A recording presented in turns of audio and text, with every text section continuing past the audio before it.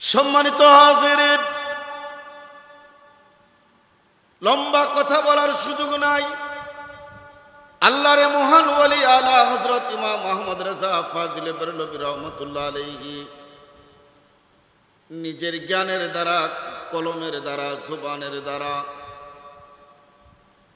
আজ থেকে প্রায় 150 বছর আগে সমাজে ইসলামের প্রচার করেছেন। একটু জোরে বলেন না সুবহানাল্লাহ।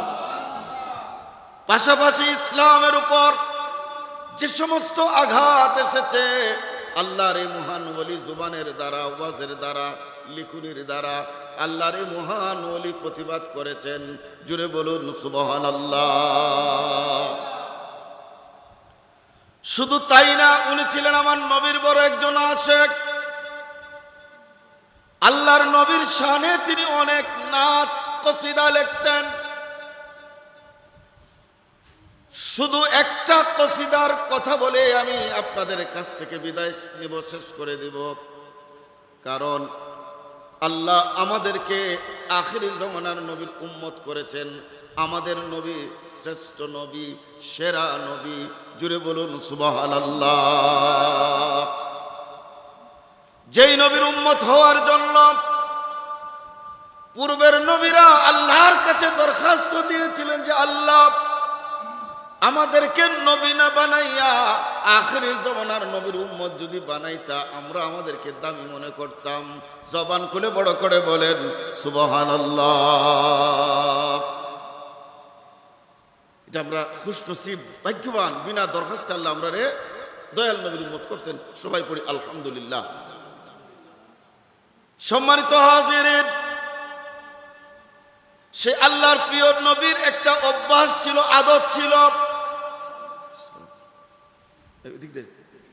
দুরূদ পড়ে আল্লাহুম্মা সাল্লি আলা সাইয়্যিদিনা মাওলানা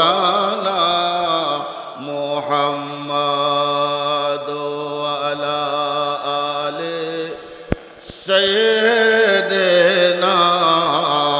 মাওলানা।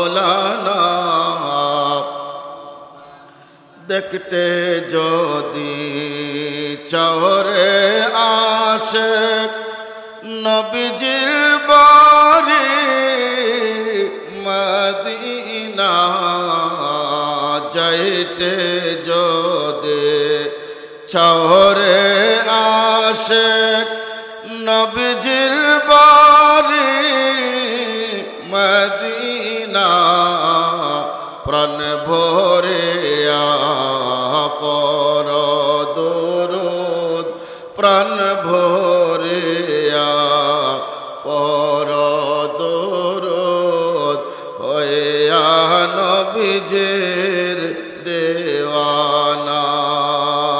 আল্লাহুম্মা সাল্লি আলা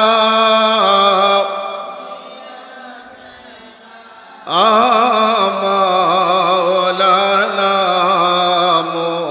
মুহাম্মাদ ওয়া আলা আলি সাইয়্যিদিনা মাওলানা।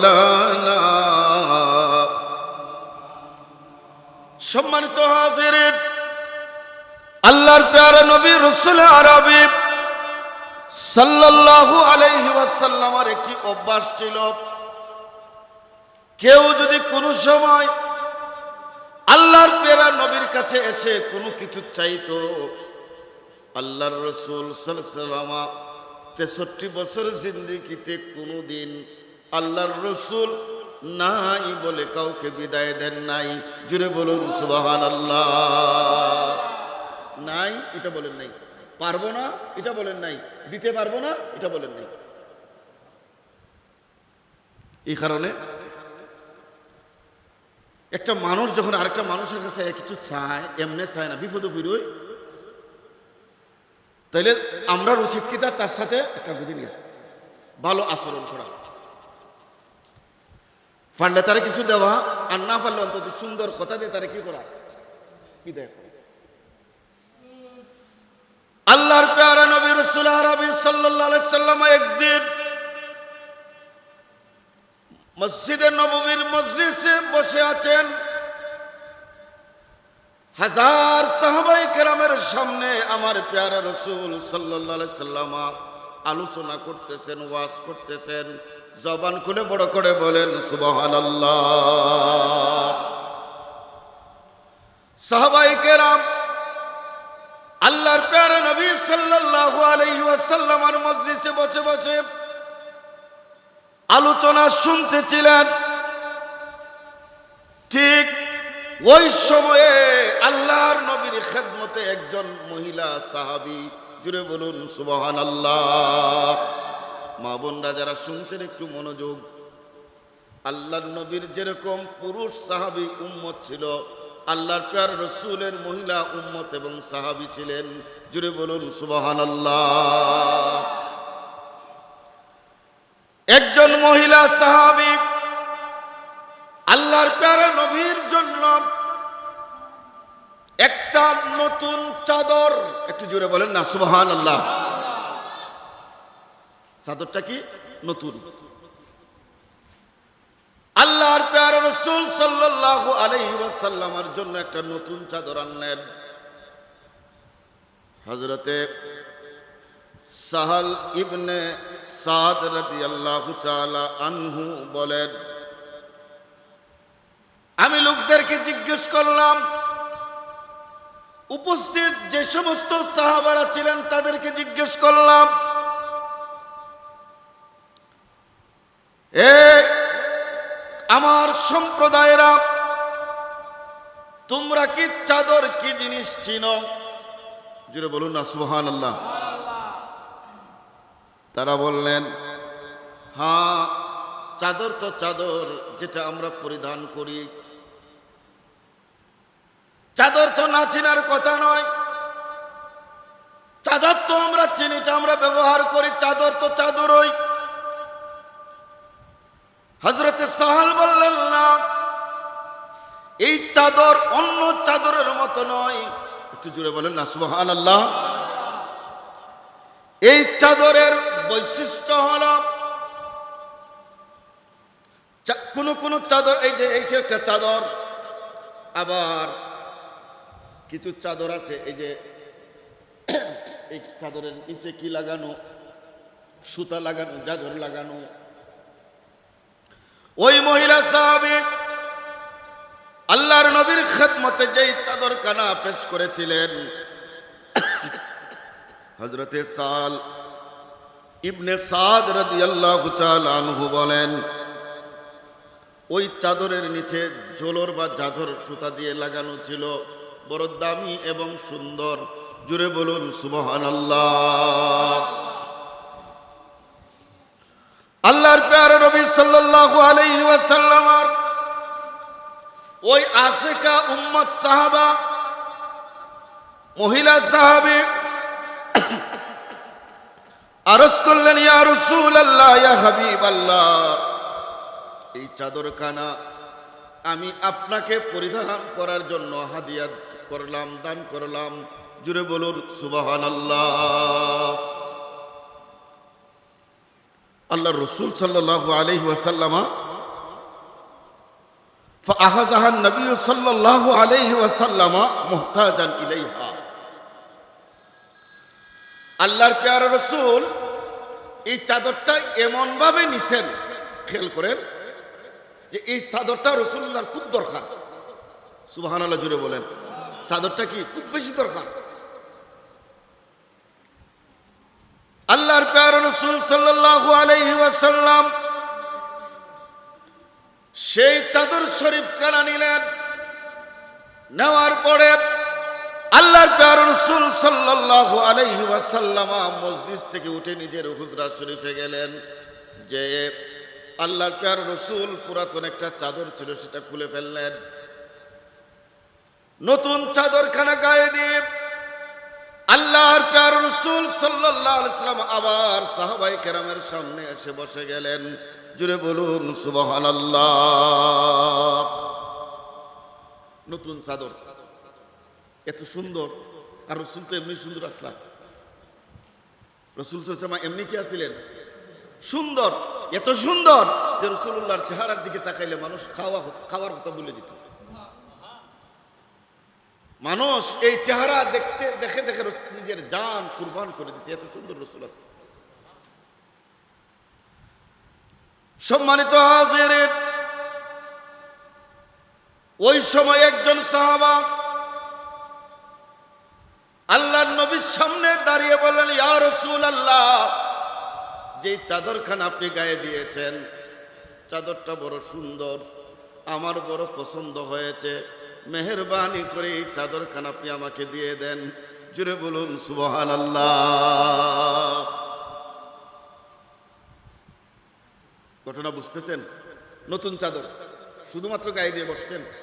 একজন সাহাবী চাদর কি করছেন? চাইছেন যে হুজুর এটা আমারে দেন। হাজার মানুষ বসে, হাজার সাহাবায়ে কেরাম বসে। আল্লাহর প্যারা রাসূলকে ওই সাহাবী বললেন, ইয়া রাসূলুল্লাহ, আমাকে চাদরখানা আপনি দান করেন, দিয়ে দেন, আমার বড় পছন্দ হয়েছে। সাথে সাথে আল্লাহর প্যারা রাসূল সাল্লাল্লাহু আলাইহি ওয়াসাল্লাম মজলিস থেকে উঠলেন, নিজের হুজরা শরীফে গেলেন, নতুন চাদর শরীফ গা থেকে খুলে পুরাতন চাদর গায়ে দিলেন। গায়ে দেওয়ার পরে নতুন চাদরখানা হাতে নিয়ে আল্লাহর রাসূল মজলিসে আসলেন। জুড়ে বলুন সুবহানাল্লাহ। ওইদিকে অন্যান্য সাহাবারা, যেই সাহাবী রাসূল পাকের কাছে চাদর চাইছেন, তারা ওই সাহাবীকে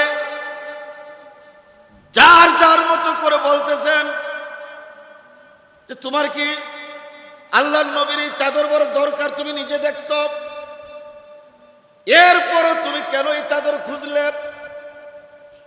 আমাদেরকে বলতে আমরা তোমার জন্য চাদরের ব্যবস্থা করতাম। একটু জোরে বলেন না সুবহানাল্লাহ।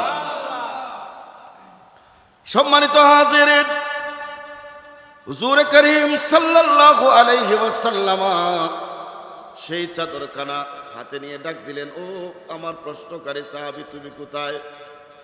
লাব্বাইক ইয়া রাসূলুল্লাহ। আমার প্যারা রাসূল সাল্লাল্লাহু আলাইহি ওয়াসাল্লাম বললেন, নাও, এই চাদরখানা আমি রাসূল তোমাকে দান করে দিলাম। জুড়ে বলুন সুবহানাল্লাহ। একটু দুরূদ শরীফ পড়েন, আল্লাহুম্মা সাল্লি আলা মাওলানা মুহাম্মদ ওয়া আলা আলি সাইয়্যিদিনা মাওলানা। আল্লাহর প্যারা নবী সিস্টেম চাদর দিলেন, পুরাতন না নতুন? বলেন না, পুরাতন না নতুন? নতুন চাদর দিলেন। এই হাদিস থেকে আমার আলা হযরত আজকে যার উরসে পাক, তিনি তার কবিতায় বলছেন, हम बिकारी वो करीम उनका खुदा उनसे फजूल। জোরে বলেন না ইয়া রাসূলুল্লাহ, আরো জোরে বলেন না ইয়া রাসূলুল্লাহ। हम बिकारी वो करीम उनका खुदा उनसे फजूल और ना कहना नहीं आदत रसूलुल्लाह की। হে দুনিয়ার মানুষ, আমাদের নবী এমন নবী যেই নবী না বলার কোনো অভ্যাস নাই। জুড়ে বলেন না সুবহানাল্লাহ। সাহাবী চাদর নিলেন, চাদর কি করছেন? নিছেন। নেওয়ার পর ওই সাহাবী এবার নিজের মত প্রকাশ করতেছেন, এ সাহাবারা শুনো, তোমরা আমাকে অনেকেই অনেক কথা বলছো, হ্যাঁ যা বলেছো সবার কথাই ঠিক, আমার কাপড়ের অভাব নাই, চাদরের অভাব নাই, কিন্তু এই চাদর কেন আমি নিলাম তার কারণটা শুনো। বলো তো কেন নিলা? সে জবাব দিলেন, হিনা লাবিসান নবী সাল্লাল্লাহু আলাইহি ওয়াসাল্লাম আমার হাতে যে চাদর, এটা নরমাল কোন চাদর না। এই চাদর আমার নবীর গায়ে লেগেছে। কি জোরে বলেন আল্লাহু আকবার। আল্লাহর নবীর গায়ে চাদর লেগেছে। এই লাগার কারণে ওই চাদরের দাম কম না বেশি? সম্মানিত হাজিরিন, ওই সাহাবী বললেন, যেহেতু আমি দুনিয়ায় থাকবো না, কুল্লু নাফসিন যায়িকাতুল মাউত, মরণ আমাদের সামনে অপেক্ষমান আছে না নাই? বাড়ি গাড়ি সম্পদ যা করতেছি কামাইতেছি কার লাগা? কার লাগা? কথা কই না, কার লাগা? ডরাইবার কি আছে নাকি? খবর এই সম্পত্তি লইয়া যাওয়ার কোন রাস্তা আছে? টাকা পয়সা নেওয়ার কোন ব্যাগ আছে? নাই। খামাইতে ভালো কথা, খামাইবার তো রাস্তা আছে। একটা হালাল, আরেকটা কিনা, একটা বৈধ, আরেকটা তো যা। দেখুন গরো যারা মহিলারা আছে, এরারে স্বামী যা না দিব, এটা তার লাগে হালাল, তার লাগে কিনা। কথা কই না আপনারা? এখন স্বামী চুরি করে আনো, আর ডাকাতি করে আনো, আর সন্ত্রাসী করে আনো, স্বামীর জন্য হারাম, কিন্তু স্ত্রীর জন্য এটা কি হালাল। কারণ স্বামী বিবাহ করার আগে ওয়াদাবদ্ধ হয়েছে, তারে খাবার দিতে হইব, কাপড় দিতে হইব, থাকার জায়গা দিতে হইব। এই তিনটার দায়িত্ব তার আনছে। এখন সে কোন রাস্তায় তারাই না খাওয়াইব, এটার জবাব আল্লাহর কাছে স্বামী দিব, স্ত্রী না। কথা বুঝাইতে পারছি? তবে কোন স্ত্রী যদি জানে স্বামী খারাপ কাজ করে, খারাপ রাস্তায় চলে, তার উচিত তার স্বামীর বুঝানো, এটা তার দায়িত্ব। কিন্তু এই যে আমরা পরিবারের লেগে যা করতেছি, বৈধ অবৈধ, মারা যাওয়ার পরে খবর রাজাবটা খার হইব। কথা কই না? এরা আমার সম্পদ ভোগ করবো দুনিয়ায়, আর আমি কবরও কিতা কই না আযাব ভোগ করব। তাইলে সুদিনের সাথী সবাই হবে, দুর্দিনের সাথীকে। আর এই দুর্দিনের যিনি সাথী হচ্ছেন মুহাম্মদুর রাসূলুল্লাহ। জুড়ে বলুন সুবহানাল্লাহ। এই জন্য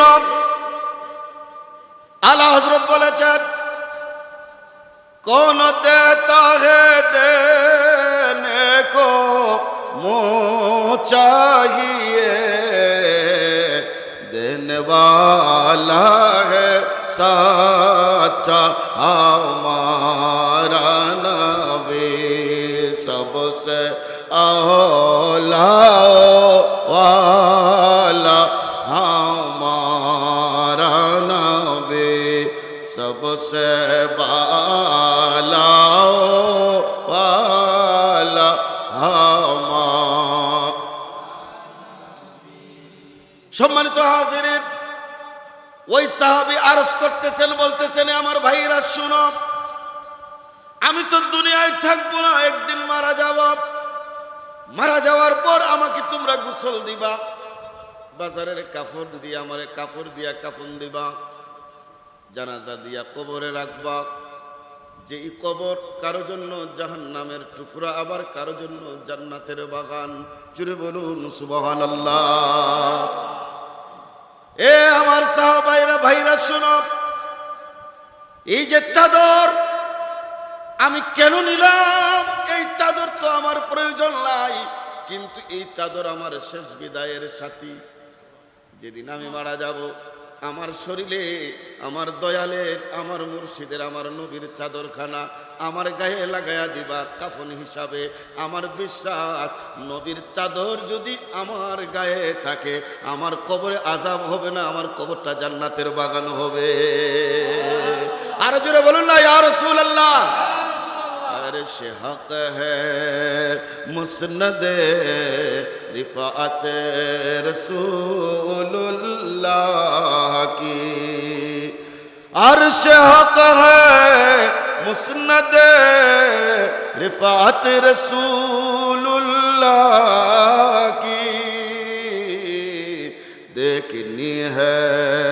हशर में इज्जत है रसूलुल्लाह की। अल्लाहुम्मा सल्ले अला मौलाना मुहम्मद व अला आले सय्यिदना।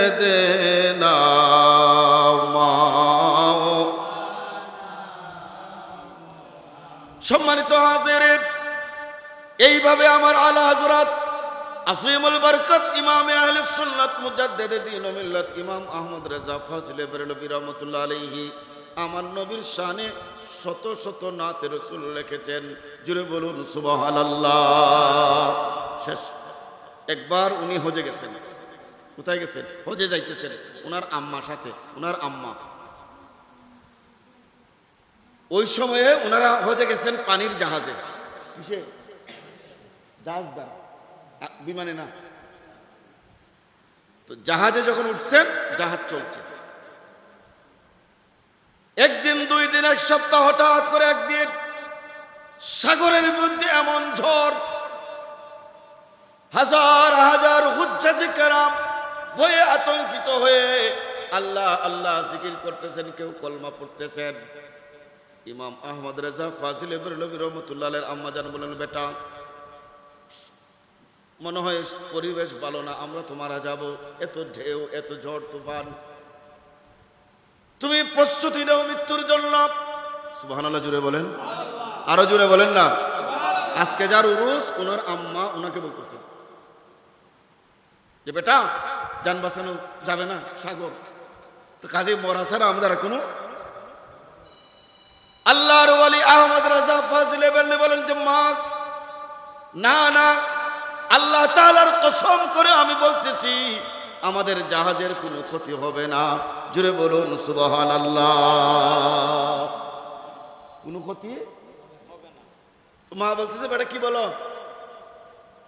বড় বড় ঢেউ, জাহাজ উল্টাচ্ছে পাল্টাচ্ছে, হাজার মানুষ কলমা পড়তেছে, তোমার দিকে কোনো ভয় নাই, তোমার কোনো চিন্তা নাই, ঘটনা কি? তিনি বললেন, মা আমার রাসূল আমাদেরকে একটা শিক্ষা দিয়েছেন, আমরা যখন জাহাজে উঠবো, জাহাজে উঠার একটা দোয়া আছে। জোরে বলেন না। বিসমিল্লাহি মাজরিহা ওয়া মুরসাহা ইন্না রাব্বিলা গফুরুর রহিম। এটা আমার নবীর দেওয়া দোয়া, আমি পড়েছি। আমার ঈমান যে নবীর দোয়া পড়লে আল্লাহ এই জলোচ্ছ্বাস থেকে আমাদেরকে হেফাজত করবেন। আরো জোরে বলেন না। সেই জাহাজের উপরে দাঁড়াইয়া মদিনার কামলিওয়ালা রসুলের রওজায়ে পাকের দিকে মুখ লাগায় ডাক দিলেন, আনে দোয়া ডুবো দো আব তো তোমারি জানিব। জুড়ে বলেন না ইয়া রাসূলুল্লাহ। আনে দোয়া ডুবো দো আব তো তোমারি জানিব। কিস্তি তুমি পেছুরি, কিস্তি তুমি পেছুরি, लंगर उठा दिए उनके महकने दिल के गुनचे खिला दिए हैं। अल्लाहुम्मा सल्ले अला सय्यिदिना मौलाना व अला आले सय्यिदिना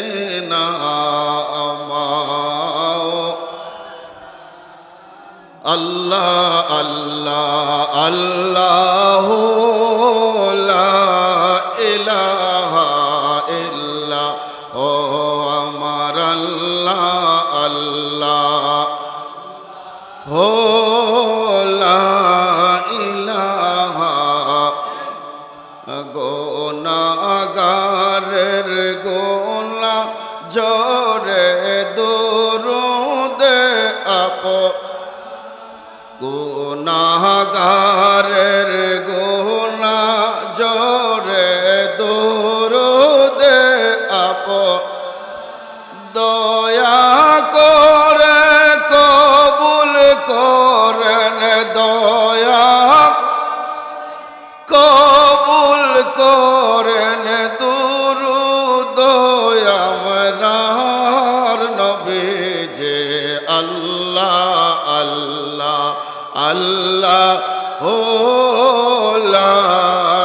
ইলাহা ইল্লাল্লাহ আল্লাহ আল্লাহ আল্লাহ লা ইলাহা